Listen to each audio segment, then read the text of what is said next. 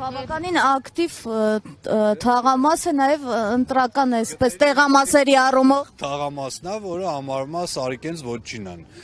Առավոտյան նաև Սարիկի մորաքրոջ տղաներ այստեղ բուրըն գործունեություն ծավալում։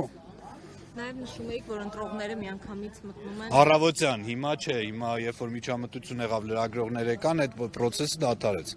Բայց օրինակ Սարիկ Մինասյանի աղբերը համընդեղամտե ես ֆիքսել եմ, համընդեղամտե ես ֆիքսել եմ։ Ոստիկան իսկ որևէ արձանագրություն կազմվել է, թե շարավիղը թույլ չի տալիս։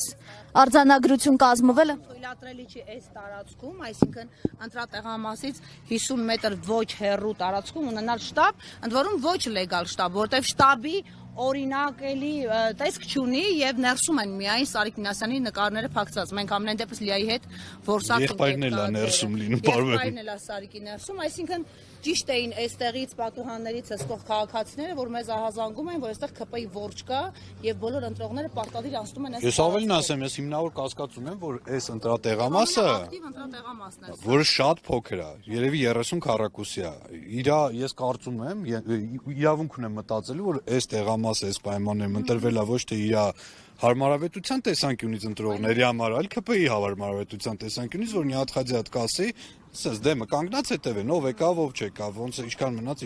ինչա կատարվում բան։